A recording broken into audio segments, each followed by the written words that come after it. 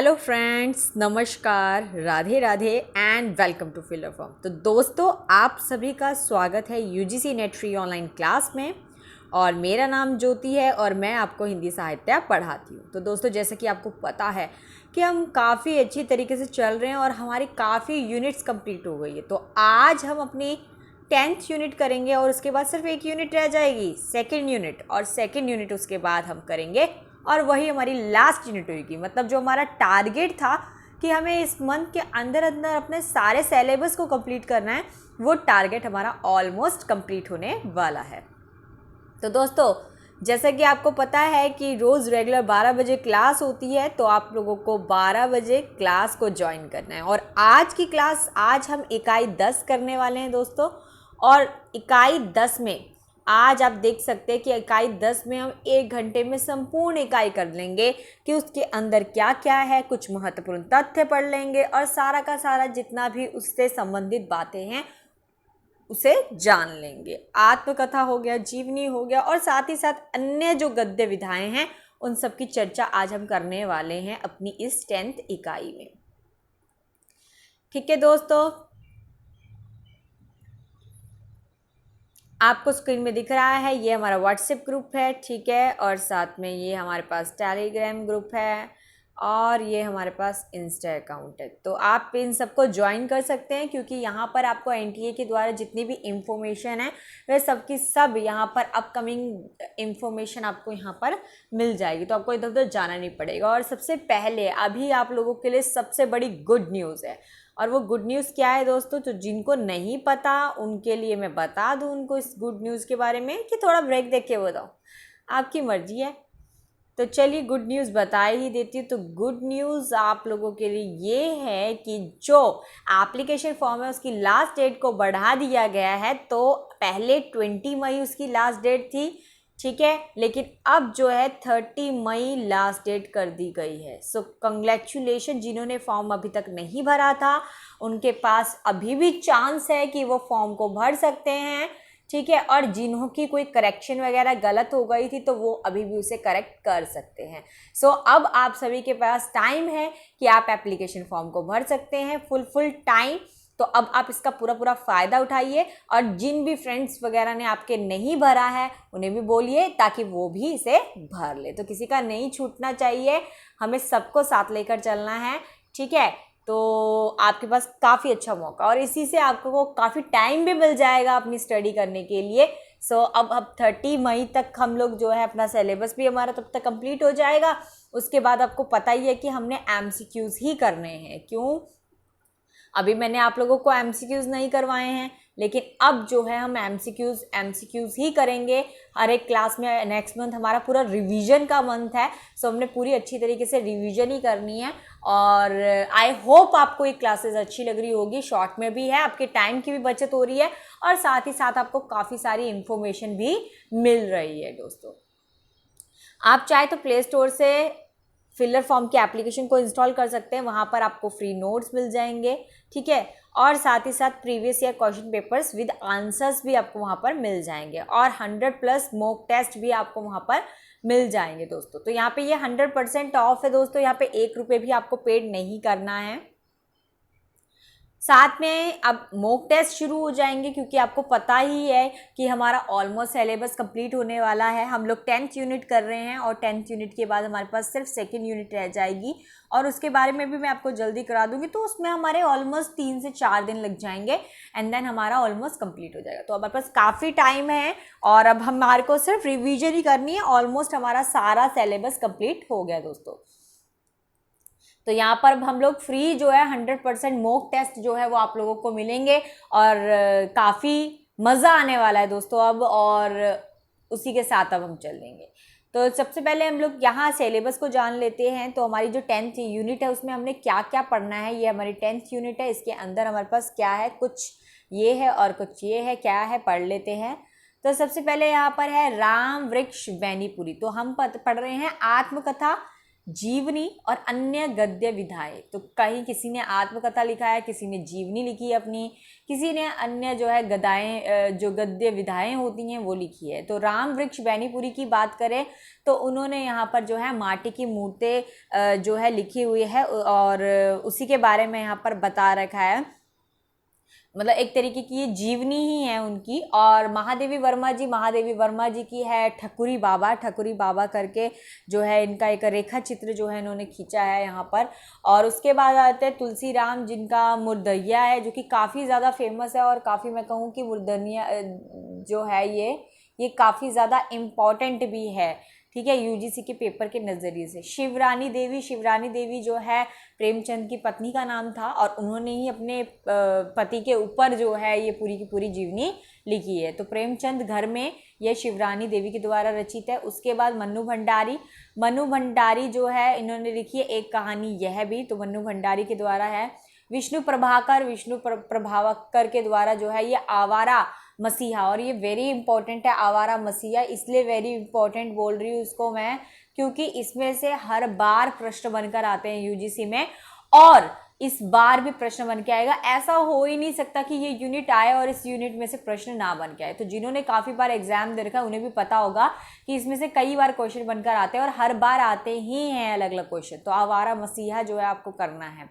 उसके बाद अगला आ जाता है हमारे पास हरिवंश राय बच्चन का कि क्या भूलूं और क्या याद करूं। मतलब वो उन्होंने अपने जीवन के संघर्ष का वर्णन कर रखा है कि उनके जीवन में कितने संघर्ष हुए और उसमें उन्होंने बताया कि उसमें से क्या याद रखूं और क्या भूल जाऊं, ठीक है। रमनिका गुप्ता जो है उनके द्वारा है आप हुदरी, तो आप हुदरी का वर्णन किया हुआ है यहाँ पर। मैं बताऊंगी आपको आप हुदरी का क्या होता है, अर्थ क्या होता है, सब कुछ मैं चर्चा आप लोगों के साथ आज करने वाली हूँ।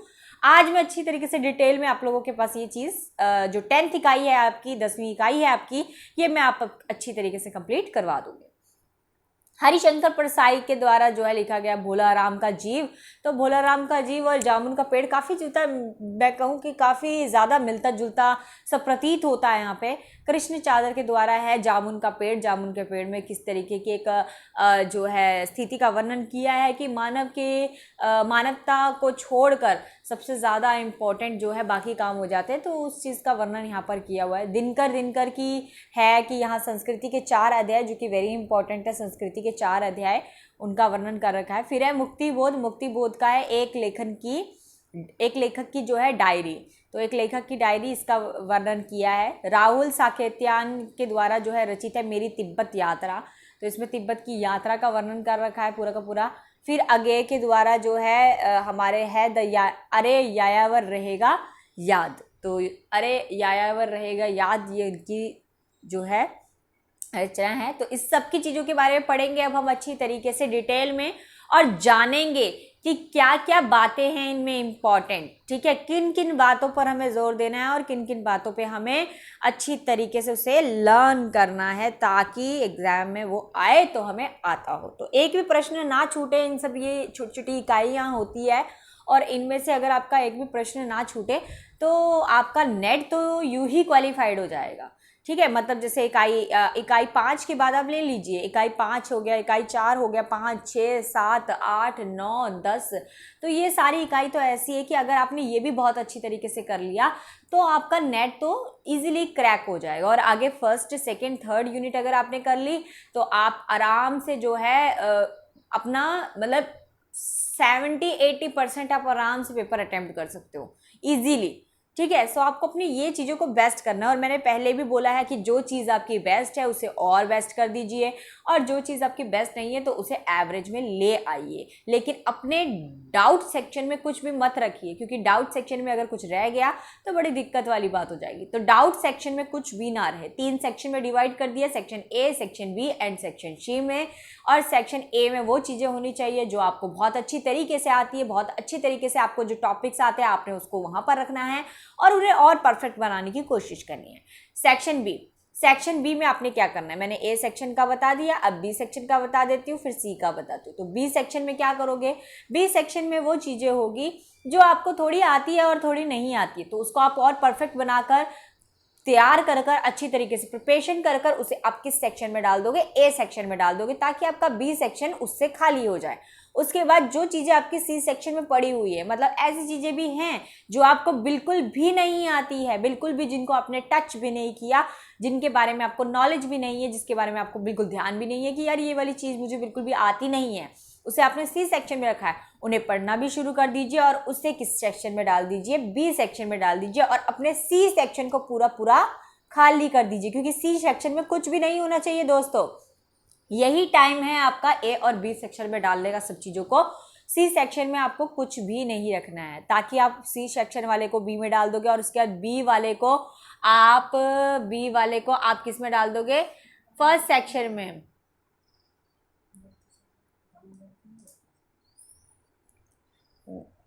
बी सेक्शन में जो है, बी सेक्शन को आप ए सेक्शन में यहाँ पे डाल सकते हो।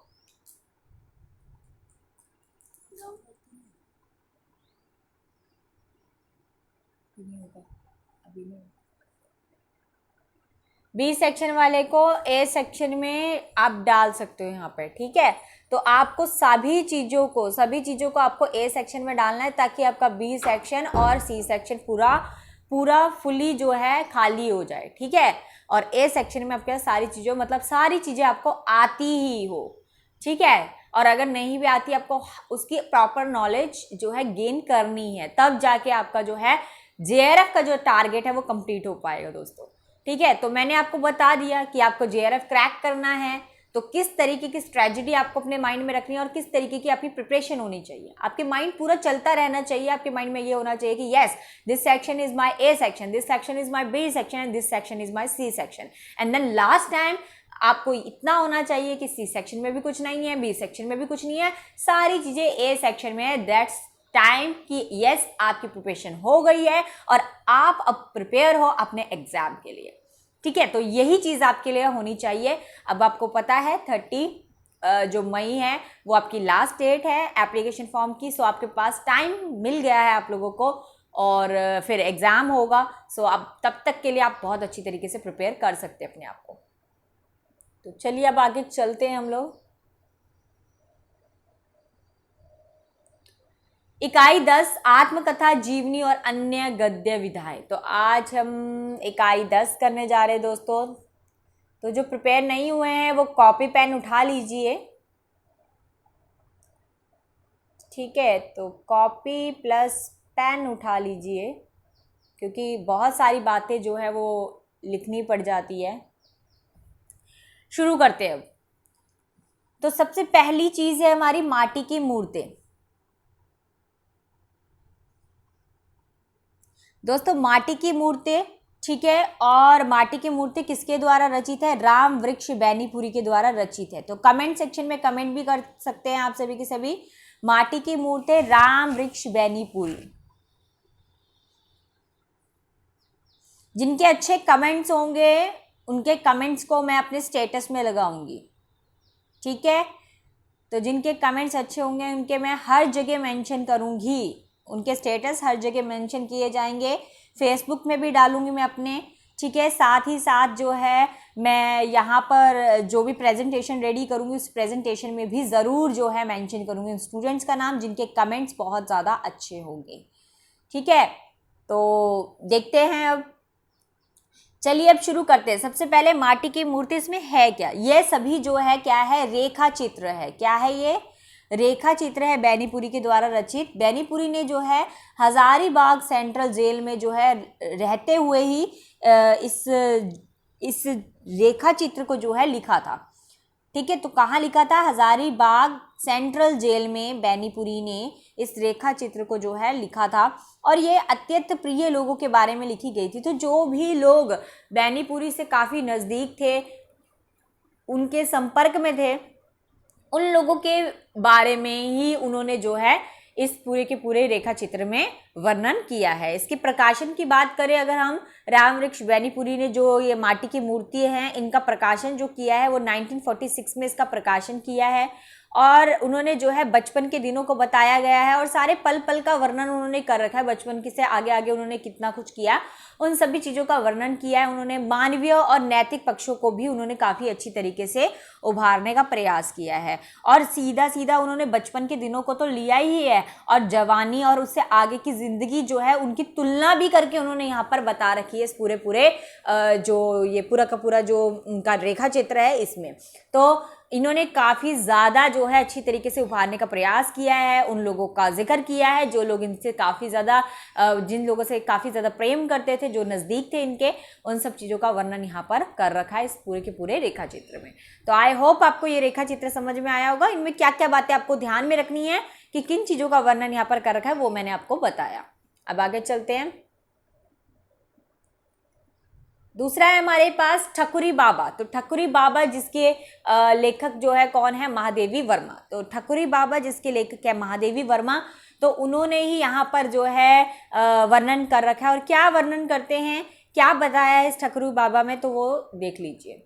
सो सबसे पहले क्या है, रेखा चित्र में जो है शोषित व्यक्ति हो गए, दीनहीन नारियां हो गई, साहित्यकार हो गए, जीव जंतु हो गए आदि संवेदात्मक चित्रण जो है उनका किया है। मतलब जिन लोगों के साथ शोषण हो रहा है, ठीक है, जो दीनहीन जो नारियां हैं उनका वर्णन, साहित्यकार जिनके साथ कुछ ऐसा हो रहा है, या जीव जंतु, उनके लिए एक संवेदना प्रकट की है। उन संवेदनाओं का चित्रण यहाँ पर इस ठकुरी बाबा जो है उसमें जो है इन्होंने कर रखा है। तो ये भी एक तरीके का एक प्रकार का रेखा चित्र ही है। और इसमें क्या है, इस रेखा चित्र में अनुभूति की अभिव्यक्ति में, ठीक है, अनुभूति की अभिव्यक्ति का चित्रण का बिंब और विधान और सुक्ति जो है उसका प्रभाव एक जो है एक साथ देखने को मिलता है। तो सारी चीज़ें देखो, एक तरीके से अनुभूति भी है, उसकी अभिव्यक्ति भी यहाँ मिल जाती है, एक तरीके से आंखों के सामने एक बिंब भी नजर आता है, बिंब विधान है तो बिंब भी नजर आता है, और सारी की सारी बातें भी वे कह डालते हैं इस रेखा चित्र में। तो सभी चीज़ें एक साथ जो है इसमें नजर आती है। तो ये क्या है, एक प्रकार का संस्मरणात्मक जो है रेखा चित्र है। मतलब संस्मरणात्मक क्या है यहाँ पर कि जब हम किसी की याद में जब हम कोई चीज़ लिखते हैं, ठीक है, तो उसे हम क्या कहते हैं, संस्मरणात्मक रेखा चित्र, ठीक है। तो वो यहाँ पर उसका वर्णन यहाँ पर किया गया है, उसके द्वारा रेखा चित्र खींचा गया है। महादेवी वर्मा के और भी रेखा चित्र के बारे में पूछ लेते हैं तो वो आपको पता होना चाहिए, इसीलिए मैंने उसको भी यहाँ पर डाल दिया है। तो कौन कौन से है, पहला है अतीत के चलचित्र जो कब इसका प्रकाशन हुआ है, 1941 में इसका प्रकाशन हुआ है। फिर है स्मृति की रेखाएं जिसका प्रकाशन 1943 में हुआ है, स्मृति की रेखाएं। फिर है पथ के साथी जिसका प्रकाशन 1956 में हुआ है। और फिर लास्ट अंतिम है हमारा मेरा परिवार जिसका प्रकाशन 1971 में हुआ है। तो आप लगा लीजिए कि इसके प्रकाशन वर्ष आपको कितना ज़्यादा अच्छी तरीके से याद करना है, और ये इम्पॉर्टेंट है, इसमें से प्रश्न जो है वो बनकर आ जाता है, ठीक है, तो आपको पता होने चाहिए। इसके अलावा अगर हम कुछ बातें बताएं तो इसका संकलन स्मृति की रेखा का संकलन जो है पूछ लेते हैं तो बता ही दिया मैंने, 1943 में ठकुरी बाबा ने स्मृति की रेखाओं का चित्रण 1943 में संकलित किया था। और इसे 7 रेखा चित्र जो है उसमें इसका संकलन जो है वो देखने को मिल जाता है। अगर मैं मुख्य पात्र की बात करूँ, इसमें मुख्य पात्र जो है वो कौन कौन से थे, तो मुख्य पात्र का जिक्र आता है तो महादेवी जो है इसमें स्वयं थी, तो महादेवी वर्मा इसमें स्वयं थी, साथ ही साथ इसमें भक्ति और ठकुरी बाबा जो थे वो थे। तो यही इसमें जो है मुख्य पात्र के रूप में दिखाई देते हैं, ठीक है। तो आई होप मैंने काफ़ी पॉइंट्स इसमें क्लियर कर दिए हैं। अगला आ जाते हैं इसमें तीसरा क्या है, मुर्दैया, जो कि तुलसी राम के द्वारा रचित है। तो वेरी फेमस है ये, तुलसी राम के द्वारा जो है रचित है मुर्दैया। और इसी का सेकंड पार्ट भी था दूसरा, वो भी मैं यहाँ पर चर्चा कर रखा हूँ इसमें। तो क्या है इसमें, देखिए पहले पॉइंट पढ़ेंगे, तुलसीदास की 2 खंडों में लिखी गई आत्मकथा है। 2 खंडों में इन्होंने अपनी आत्मकथा को लिखा है। कौन कौन से, पहला है मुर्दैया जिसका प्रकाशन कब हुआ है, 2010 में हुआ है। तो मुर्दैया का प्रकाशन कब हुआ है, 2010 में हुआ है। और मणिकर्णिका, ठीक है, मणिकर्णिका जो है इसका जो है प्रकाशन 2014 में हुआ है। तो देख लीजिए 2010 और 2014 बिल्कुल आसपास ही है, आपको याद रहेगा। तो तुलसीदास के 2 खंडों में इसको विभाजित किया गया, जिसमें से एक ही आपके सिलेबस में है मुर्दहिया, ठीक है, और दूसरी नहीं है। मणिकर्णिका जो है वो 2014 में इसका प्रकाशन हुआ था। अब आगे क्या है, सेकंड पॉइंट देखेंगे यहाँ पे। मुर्दहिया जो है ये पूर्वी उत्तर प्रदेश दलित जीवन की आत्मकथा है, ठीक है। तो ये जो मुर्दहिया है वो क्या है, पूर्वी जो पूर्व के जो उत्तर प्रदेश है उसके जो दलित जीवन है उनका इन्होंने पूरा का पूरा उनके आधार पर लिखी गई है आत्मकथा है। तो ये पूरी की पूरी जो आत्मकथा है मुर्दहिया, ये पूर्व के उत्तर प्रदेश दलित समाज के ऊपर लिखी गई आत्मकथा है। और इसी के अलावा इनकी एक और आत्मकथा थी जूठन, ठीक है। तुलसीदास की एक और आत्मकथा थी जूठन, और वो पश्चिमी उत्तर प्रदेश दलित जीवन पर आधारित जो है आत्मकथा थी। तो ये आपको दोनों ही पता होना चाहिए, ये भी इम्पोर्टेंट। जो इम्पोर्टेंट होगा दोस्तों वो मैं आपको साथ साथ बताती चली जाऊंगी। अब आपका काम ये है कि आपको पढ़ना है, और जिन्होंने एग्जाम दिया शायद उनको तो पता चल रहा होगा कि मैम कितना इंपॉर्टेंट बता रही है, ठीक है। उसके बाद यहाँ पर क्या आ जाता है, एक चीज़ और बता दूं मैं जूठन के बारे में। जूठन जो है, जूठन की भूमिका के बारे में पूछ लेते हैं, क्योंकि कई बार प्रश्न आया कि इसकी भूमिका किसने तैयार की थी। तो इसकी भूमिका जो है राजेंद्र यादव ने जो है इसकी भूमिका लिखी थी, तो वो आपको याद रहना चाहिए। उसके बाद और बातें जान लेते हैं। तो मुर्दहिया जो है, मुर्दहिया और मणिका जो है एक मृत्यु और मुद्दों से जुड़ी हुई जो है पूरी की पूरी आत्मकथा है यहाँ पे, ठीक है। तो इसलिए इसका नाम जो है मुर्दहिया रखा गया है, ठीक है। और इसके बारे में जाने तो हिंदी की पहली आत्मकथा जिसमें केवल दलित ही नहीं थे बल्कि अपितु गांव का संपूर्ण लोक जीवन ही केंद्र में था। तो ये पूरी की पूरी एक पहली आत्मकथा के रूप में उभरी है मुर्दहिया तुलसीदास जी की, ठीक है, जिसमें उन्होंने दलित ही नहीं बल्कि गांव के संपूर्ण लोक जीवन का वर्णन कर रखा था। और इसमें क्या है और बातें क्या हैं, तो 184 पृष्ठों में, ठीक है, 184 कितने पृष्ठ है इसमें, कितने पेजेस में लिखी गई है ये, 184 पृष्ठों में जो है आरंभिक पढ़ाई से लेकर पूरी मैट्रिक तक की पढ़ाई का चित्रण जो है यहाँ पर तुलसीदास जी ने किया हुआ है। और अगर इसके केंद्र की बात करें कि इसके केंद्र में किसको रखा गया, तो आत्मकथा की अगर जिक्र जहाँ पे आत्मकथा का आता है दोस्तों, तो आत्मकथा का मतलब तो यही होता है कि अपने बारे में जहाँ हम अपना वर्णन करते हैं, अपने जीवन में हुई घटनाओं का वर्णन करते हैं, चीज़ों का वर्णन करते हैं, तो उसे हम कहते हैं आत्मकथा। लेकिन यहाँ पर इसको आत्मकथा तो कहा गया है, लेकिन इसका केंद्र बिंदु खुद का ना लेते हुए इन्होंने क्या किया, दूसरों के जीवन को लिया है, दलितों के जीवन को लिया है, वो आपको नजर आ ही रहा होगा।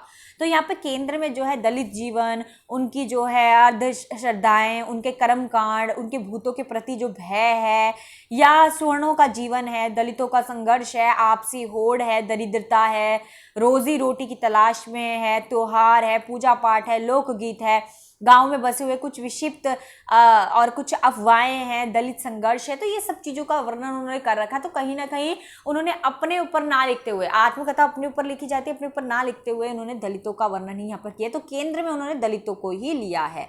तो यहाँ पे मार्क्सवाद से लेकर बौद्ध दर्शन की ओर मुड़ने वाली जो है आत्मकथा ये नजर आती है। पूरे मार्क्सवाद से पूरा का पूरा बौद्ध दर्शन दिखाता है, ठीक है। मुर्दहिया जो है, और मुर्दहिया के बारे में क्या जान सकते हैं, तो मुर्दहिया जो है वो आजमगढ़ में स्थित लेखक के गांव के शमशान घाट का नाम था, ठीक है। मतलब यहाँ पर शमशान घाट बनता है, तो जब भी वो यहाँ वहाँ जाते हैं, लोग इधर उधर जाते हैं, तो शमशान घाट एक मेन केंद्र के रूप में उभरता है जिसका नाम है मुर्दहिया। इसी वजह से इन्होंने अपनी इस आत्मकथा का नाम जो है मुर्दहिया जो है वो रखा था, ठीक है। तो मुर्दहिया आजमगढ़ में स्थित है, लेखक के गांव के शमशान घाट का नाम है, और यह दलित जीवन की क्रम जो है स्थली भी मानी जाती है, इसीलिए इन्होंने मुर्दहिया नाम इसका रखा है।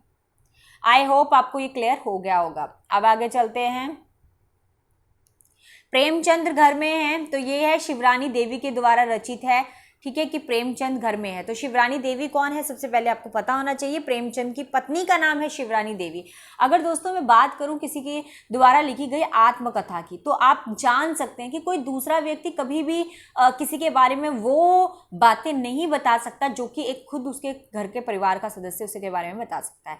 तो यहाँ पे उनकी पत्नी उनके बारे में आत्मकथा लिख रही है, उनकी पत्नी जो है अपने पति के बारे में, प्रेमचंद के बारे में लिख रही है। तो उनसे ज़्यादा यहाँ पर अच्छा एक्सप्लेन, अच्छा पूर्ण तरीके से बता पाना जो है और किसी के लिए संभव नहीं होगा जो कि उनके पत्नी के द्वारा संभव है, ठीक है, तो यहाँ पर शिवरानी देवी जो है इसकी लेखिका रही है। इसका प्रकाशन कब हुआ है? प्रेमचंद घर में है, 1944 में इसका प्रकाशन हुआ है। प्रेमचंद के जो है यहाँ पर, ठीक है, तो मैंने बता दिया कि प्रेमचंद की पत्नी जो शिवरानी देवी है उनके द्वारा रचित है। ये जीवनी है। क्या है ये? जीवनी, ठीक है, क्योंकि उनकी पूरे जीवन का वर्णन यहाँ पर जो है कर रखा है।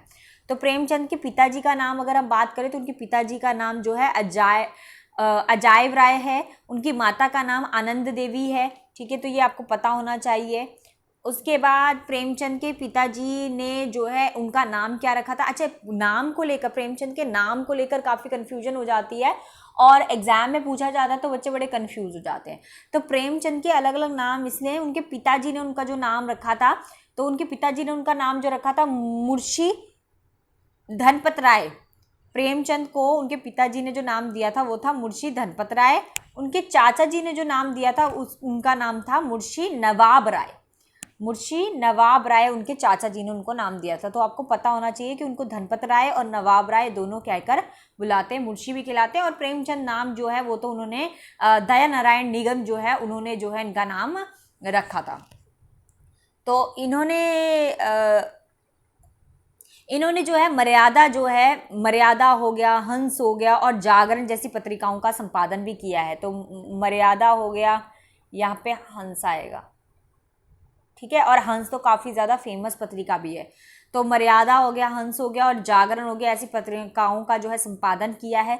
साथ ही प्रेमचंद का नाम जो है प्रेमचंद जो है का नाम जो है दया नारायण निगम के द्वारा रखा गया है। प्रेमचंद को प्रेमचंद नाम दिया गया था। और अगर हम उपन्यासों की बात करें तो उपन्यास की दृष्टि से जो है प्रेमा माना जाता है। पहले प्रेमा माना जाता था उपन्यास की दृष्टि में सबसे पहला उपन्यास, लेकिन परंतु बाद में पुस्तक के अनुसार अगर देखा जाए तो कृष्णा को जो है इनका पहला जो है कहा जाता है उपन्यास। और 1905 में, मतलब 1905 में जो है कृष्णा जो है उसको छपाया गया था। और उसके बाद दूसरा जो था उसको प्रेमा नाम दिया गया। तो प्रेमा इनका दूसरा उपन्यास था। तो दो उपन्यास बता दिए मैंने, कृष्णा उपन्यास और प्रेमा उपन्यास। उसके बाद इनके दो बेटे भी थे, जिन बेटों का नाम, एक का बेटे का नाम जो है श्रीपत राय था, जिसको धुन कहते थे, धुन, ठीक है, श्रीपत राय। और उसके बाद दूसरे बेटे का नाम था अमृत राय, जिसको क्या कहते थे? बन्नू कहते थे, ठीक है। तो ये दो बेटे थे उनके।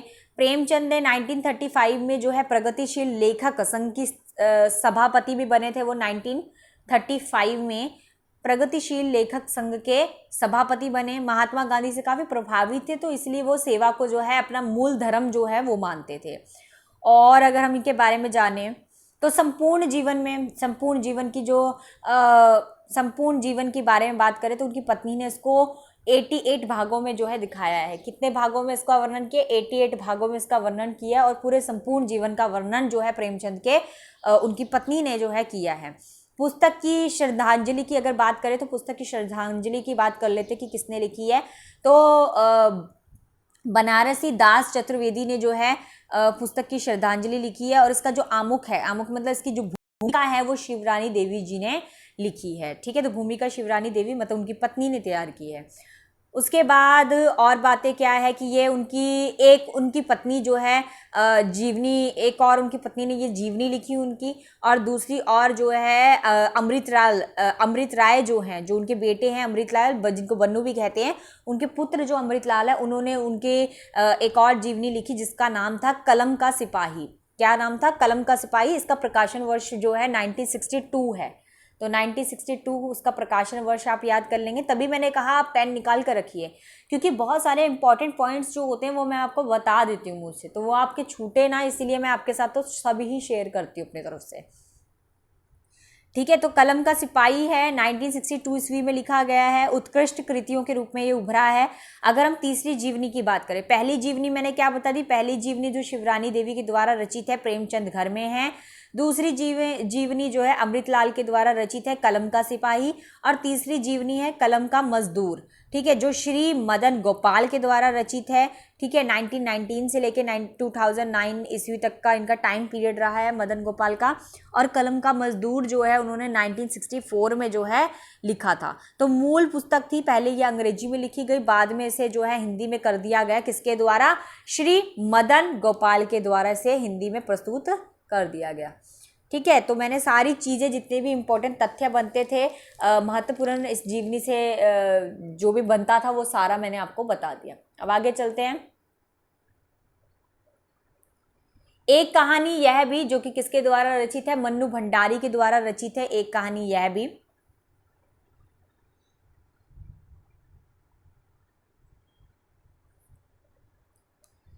पहला पॉइंट क्या है तो आपको याद हो जाना चाहिए, एक कहानी यह भी मन्नू भंडारी के द्वारा रचित है। पहला पॉइंट क्या है कि यह हिंदी की प्रख्यात लेखिका मन्नू भंडारी जी के भावात्मक और सांसारिक जीवन की कथा यात्रा है। तो ये पूरी की पूरी क्या है? कथा यात्रा है। ठीक है, भावनात्मक भी है और साथ ही साथ संसारिक भी है। तो पूरा संसारिक जीवन और भावनात्मक जीवन जो है उसका वर्णन यहाँ पे मन्नू भंडारी जी ने किया है कि ये एक कहानी यह भी। उसका दूसरा पॉइंट क्या है? इसमें उनकी पारिवारिक जो है पृष्ठभूमि एवं उसके संघर्षों के साथ साथ उनके एवं राजेंद्र यादव के आपसी संबंधों और उनकी रचनाओं के नेपथ्य के सृजनात्मक सूत्र भी दृष्टिगोचर होते हैं। तो यहाँ पर पूरे के पूरे उन्होंने पारिवारिक जो पृष्ठभूमि है वो तैयार की है, उनके संघर्ष जो उन्होंने जीवन में किए हैं और राजेंद्र यादव के साथ जो उनके आपसी संबंध थे और उनकी जो रचनाएं थी उन सबका सृजनात्मक जो है यहाँ पर पूरा का पूरा सृजनात्मक तौर से उनको यहाँ पर पूरा का पूरा दर्शाने का प्रयास किया है। यह 2 भागों में प्रकाशित हुई थी, यह भी याद रखना है आपको। कितने भागों में प्रकाशित हुई थी? ये 2 भागों में ये प्रकाशित हुई थी, बस इतना याद कर लीजिए। तो एक कहानी यह भी मन्नू भंडारी के द्वारा, इसमें ये सब चीज़ों की ही चर्चा यहाँ पर हो रखी है। चलिए आगे चलते हैं। अगला आ जाता है छठा, आवारा मसीहा।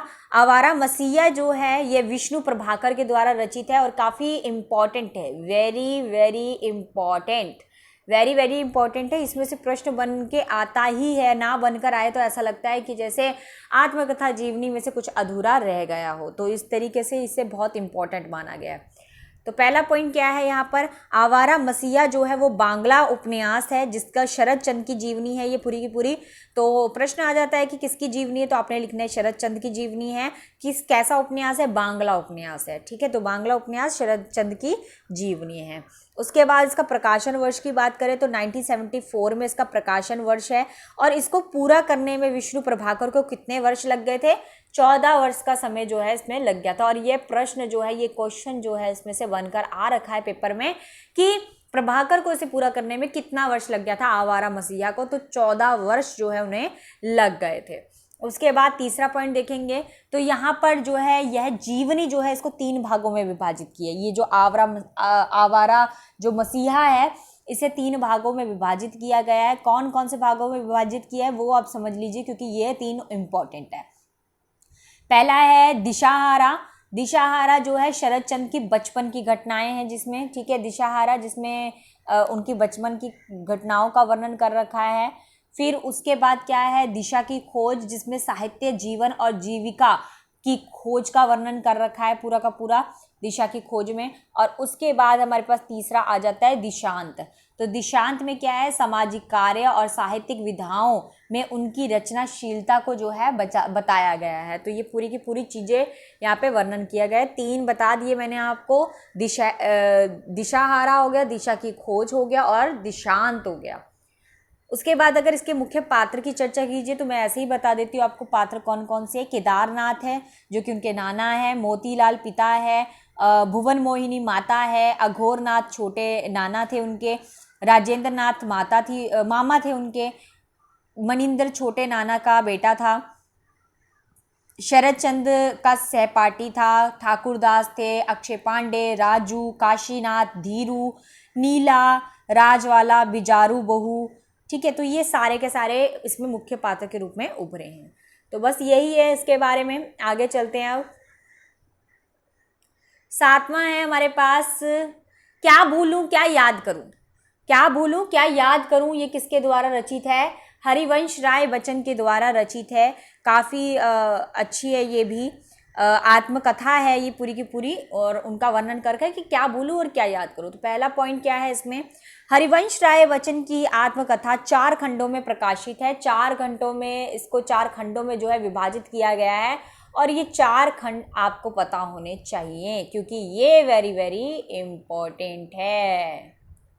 ठीक है दोस्तों, तो क्या भूलूं क्या याद करूं, इसका प्रकाशन वर्ष है 1969।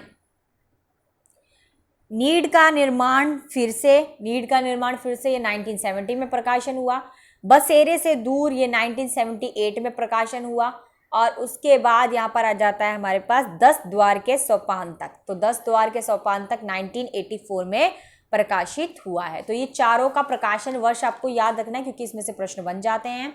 आगे देखिए अगला पॉइंट क्या है, बचपन ने अपनी आत्मकथाओं को एक स्मृति यात्रा यज्ञ माना है इन्होंने। तो ये वाला चीज आप याद कर लीजिए क्योंकि स्मृति यात्रा यज्ञ माना है इन्होंने इस आत्मकथा को। तो आपको पता होना चाहिए कि क्या माना है क्योंकि प्रश्न बन जाता है।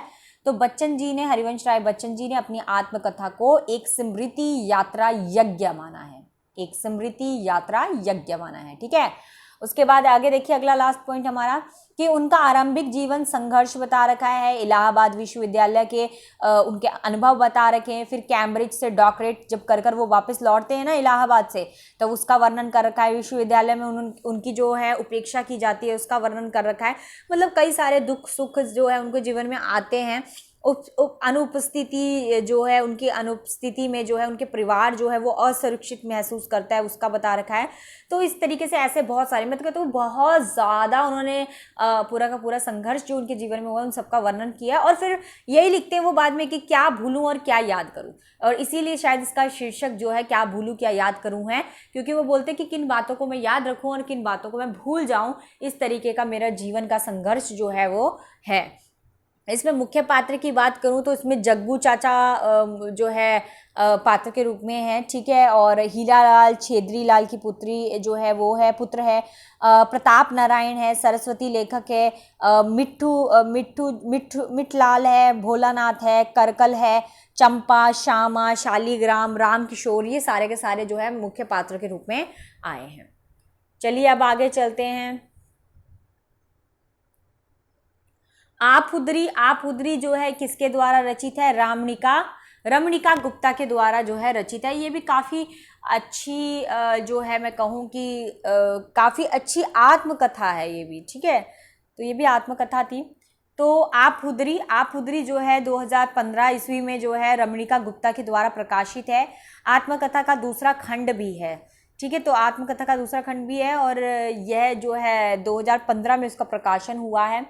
और पहला खंड, अगर पहले भाग की बात करें तो हादसे नाम से था। पहला भाग हादसे नाम से था, और ये जो आपुद्री है ये कौन सा भाग है, दूसरा भाग है। तो कभी पूछ ले तो आपको याद होना चाहिए कि दूसरा खंड जो है वो आपुद्री है। पहला खंड इसका है हादसे। पहला खंड है हादसे, 2015 में ही, ये भी 2005 में ये जो प्रकाशित हुई है 2005 में। और उसके बाद देखिए कितना गैप हुआ है, और कितने गैप के बाद 2015 में आपुद्री इसका दूसरा खंड आया था। आपुद्री ही एक जिद्दी लड़की की जो है आत्मकथा है। अगर हम जिद्दी लड़की की बात करें तो जिद्दी लड़की को हमारे संसार में, हमारे समाज में जो है एक नेगेटिव सेंस में लिया जाता है कि ये तो काफ़ी जिद्दी है, ऐसी है ना। तो एक नेगेटिव सेंस में लिया जाता है, पॉजिटिव सेंस में नहीं लिया जाता। लेकिन इसमें जिद्दी लड़की को भी एक पॉजिटिव नज़रिए से दिखाने का प्रयास किया है कि किस तरीके की स्त्री है, किस तरीके की जो है स्त्री है कि अपने उस पर चलती है, अब जो मन में आता है वो करती है। तो कितनी साहसी है, कितनी आत्मविश्वासी है। ठीक है, तो मतलब पूरी तरीके से संपन्न लड़की को दिखाया गया है। जिद्दी ज़रूर है लेकिन अपने तौर तरीके, अपने तरीके से चलती है, तो संपन्न दिखाई दे। तो यहाँ पे जिद्दी को भी एक तरीके से पॉजिटिव सेंस में ही लिया गया है। रमणिका गुप्ता जो है कावित्री हो गया, कहानीकार हो गया, उपन्यासकार हो गया, संपादक हो गया, मजदूर यूनियन की नेता हो गए, और नारीवादी जो है कायाकृत जो है थी। तो इन सब चीज़ों में, इन सब पदों में जो है रमणिका गुप्ता जो है उनको रखा गया है। वो ऐसी थी। ठीक है, उन्होंने ये सारे नाम जो है वो हासिल किए। आपहुदरी का अगर अर्थ पूछ लिया जाए तो आपहुदरी का अर्थ क्या होता है? आपहुदरी का अर्थ होता है वह स्त्री जो अपनी शर्तों पर अपनी मर्जी से अपना जीवन जो है जीती है। ठीक है, तो यहाँ पर जो एक जिद्दी लड़की दिखाई गई है वह स्त्री ही है जो जिसकी अपनी कुछ शर्तें हैं, अपनी मर्जी है, अपनी इच्छा है और अपनी इच्छा से ही अपने जीवन को वो व्यतीत करती है, और इसीलिए उसको पॉजिटिव सेंस में यहाँ पे दिखाने का प्रयास जो है रमणिका गुप्ता ने किया है। तो ये इस तरीके की आत्मकथा है। आगे आ जाता है हमारा नवा क्या है हमारे पास? भोला राम का जीव। भोला राम का जीव जो है ये क्या है, किसके द्वारा रचित है? ये है हरिशंकर प्रसाई के द्वारा जो है रचित है। तो जहाँ पर भी भोला राम का जीव आ जाता है वहाँ पे हरिशंकर प्रसाई जी का नाम तो आएगा ही आएगा। तो ये किस तरीके की जो है किस तरीके का है? तो एक तरीके से ये व्यंग्य कहानी है।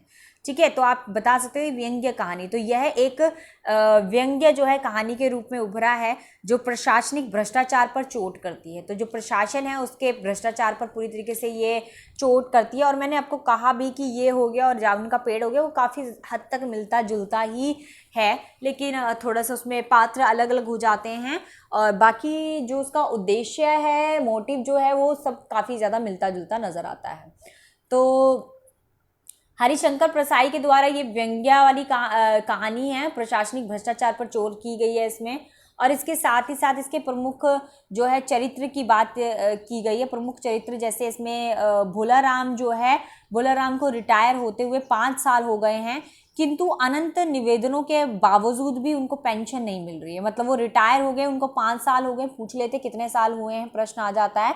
5 साल हो गए हैं और उनको जो है पेंशन नहीं मिल रही है। और इसके बावजूद, पेंशन नहीं मिलने के बावजूद जो है क्यों नहीं मिल रही उनको पेंशन? क्योंकि उन्होंने रिश्वत नहीं दी है। बाकी लोगों ने रिश्वत दी है इसलिए उनकी पेंशन टाइम से आ रही है, पर इन्होंने रिश्वत नहीं दी, इस वजह से इनको जो है पेंशन नहीं मिल रही है।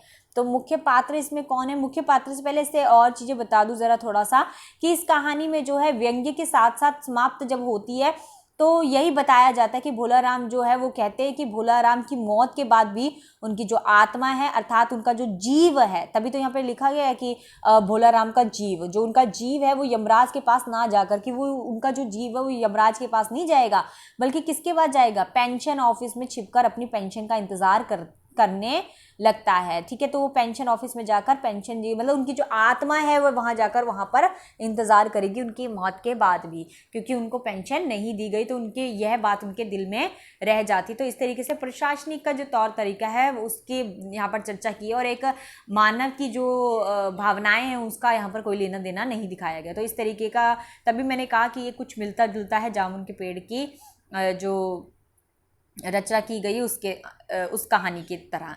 इसमें मुख्य पात्र कौन से पात्र देखेंगे यहाँ पर? तो धर्मराज हो गए, ठीक है, चित्रगुप्त हो गए, यमदूत हो गए, भोला राम का जीवन हो गया, ठीक है, और नारद मुनि हो गए, भोला राम की पत्नी होगी, भोला राम की बेटी होगी, चपरासी हो गया, और साथ ही साथ साहब हो गया। तो ये सारे के सारे यहाँ पे मुख्य पात्र के रूप में दिखाई देते हैं।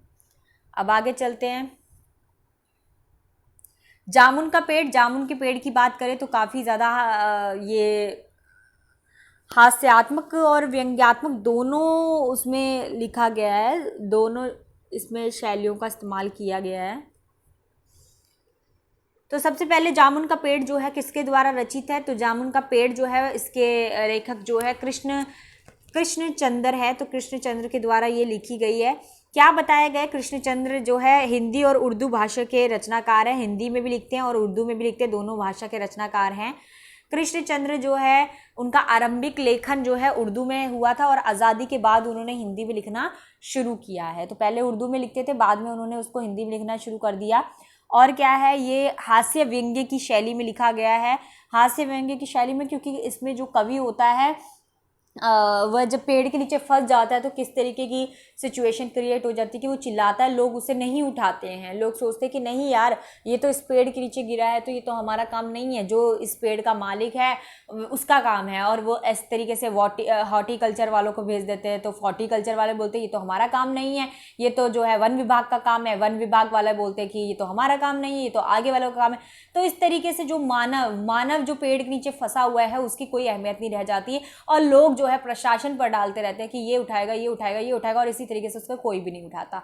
और हास्यात्मक इस तरीके से दर्शाया गया है कि मतलब इस तरीके से लास्ट में कुछ अंतिम पंक्तियां जो है, पंक्तियां कुछ जो है वो लेखक, पंक्तियां जो है वो पेड़ के नीचे जो फंसा हुआ व्यक्ति होता है, जब वो पंक्तियां कुछ गाता है तो वो शायरी में उसको गाता है, और शायरी में जब वो बोलता है तो वहाँ पर बहुत सारे रिपोर्टर्स भी होते हैं, तो वो जब सुन लेते तो वो बोलते हैं अरे वाह कि पेड़ के नीचे दबा हुआ आदमी वो तो शायर है, शायर है। तो इस तरीके से सब जो है शायरी देखते हैं, सब उसकी वो करते हैं, लेकिन कोई भी उसे पेड़ के नीचे से निकालने को तैयार नहीं होता। तो इस तरीके से मानवता के ऊपर कितना बड़ा जो है इंसानियत की जगह जो व्यवस्था है वो कितनी महत्वपूर्ण दिखाई गई है। यहाँ पे बताया गया कि इंसानियत कुछ भी नहीं है और व्यवस्था सबसे बड़ी है, क्योंकि व्यवस्था का वो इंतजार करते रहते हैं कि कोई आएगा और उसे निकालेगा निकालेगा निकालेगा, पर इतने हजार लोग खड़े होते हैं पर कोई भी उस व्यक्ति को नहीं निकालता और अंत में उस व्यक्ति की मृत्यु हो जाती है। तो इस तरीके का पूरा जामुन का पेड़ जो है, क्योंकि ये तो आपने पहले भी छोटी क्लासेस में पढ़ा होगा, आपने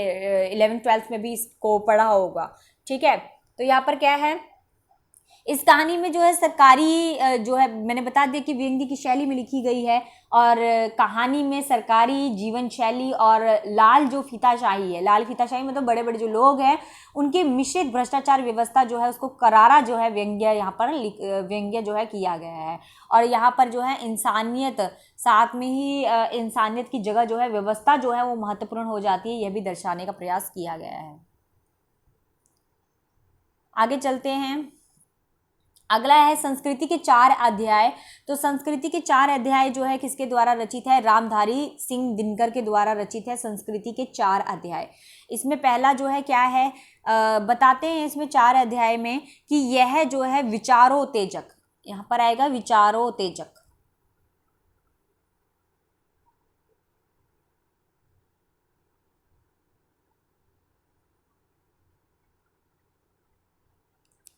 ठीक है। यह विचारों उत्तेजक पुस्तक जो है भारत के संपूर्ण इतिहास को 4 खंडों में बांटकर भारतीय संस्कृति को समझने का सार्थक प्रयास करती है कि भारत की संस्कृति किस प्रकार की है, तो उसे इन्होंने 4 खंडों में जो है विभाजित कर दिया है।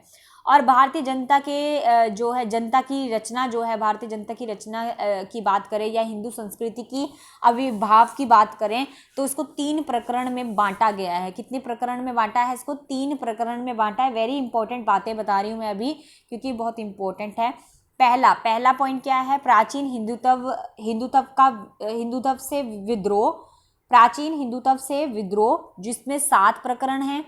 उसके बाद आ जाता है सेकंड वाला, हिंदी संस्कृति और इस्लाम जिसमें 12 प्रकरण हैं, ठीक है। उसके बाद तीसरा अगर हम देखें तो तीसरा है हमारे पास भारतीय संस्कृति और यूरोप जिसमें 17 प्रकरण हैं। 3 बता दिए मैंने आपको, 3 जिसकी चर्चा यहाँ पर की है 3 प्रकरण में। पहला है प्राचीन हिंदुत्व का विद्रोह जिसमें 7 अंदर उसके 7 प्रकरण हैं, हिंदी संस्कृति और इस्लाम जिसमें 12 प्रकरण हैं, और भारतीय संस्कृति और यूरोप जिसमें 17 प्रकरण जो है वो दिए गए हैं, ठीक है। तो यह पुस्तक जो है भारत के तत्कालीन राष्ट्रपति जो थे डॉक्टर राजेंद्र प्रसाद को समर्पित की गई है पुस्तक पूरी की पूरी, ठीक है। तो पता होना चाहिए आपको संस्कृति के 4 अध्याय रामधारी सिंह दिनकर के द्वारा रचित है, और यह पुस्तक तत्कालीन जो राष्ट्रपति थे उस टाइम के, उसके डॉक्टर राजेंद्र प्रसाद उनको समर्पित की गई थी। और साथ ही साथ इसमें तत्कालीन जो प्रधानमंत्री थे उस टाइम पे, प्रधानमंत्री जो पंडित जवाहरलाल नेहरू है, उन्होंने इसकी भूमिका को जो है तैयार किया था। तो भूमिका के बारे में पूछ रहे थे कि इसकी भूमिका किसने तैयार की थी, तो आपको पता होना चाहिए कि जवाहरलाल नेहरू ने इसकी भूमिका जो है वो तैयार की थी। आगे आ जाते हैं हमारे पास 12वां क्या है, एक साहित्यिक की डायरी, ठीक है। तो एक साहित्यिक की डायरी जो कि किसके द्वारा रचित है, गजानन माधव मुक्तिबोध, काफ़ी अच्छे लेखक है ये भी। तो एक साहित्यिक की डायरी जिसमें गजानन माधव मुक्तिबोध है, और इन्होंने क्या बताने का प्रयास किया तो ये समझेंगे। एक साहित्य की डायरी जो है केवल उस स्तंभ का नाम था, ठीक है। इसमें क्या है, उस स्तंभ का नाम था जिसके अंतर्गत समय पर मुक्तिबोध को अनेक प्रश्नों पर विचार करने की छूट ना केवल संपादक की ओर से थी बल्कि स्वयं अपनी ओर से भी होती थी, ठीक है। कि उनको पूरी छूट थी कि वह कुछ भी बोल सकते हैं, कुछ भी प्रश्न कर सकते हैं, तो दोनों तरफ से उनको जो है छूट यहाँ पर दिखाई गई है। तो मुक्तिबोध की जो डायरी है यह उस सत्य की खोज है जिसके आलोक में जिसके आलोक में कवि अपने अनुभव को सार्वभौमिक अर्थ दे देता है।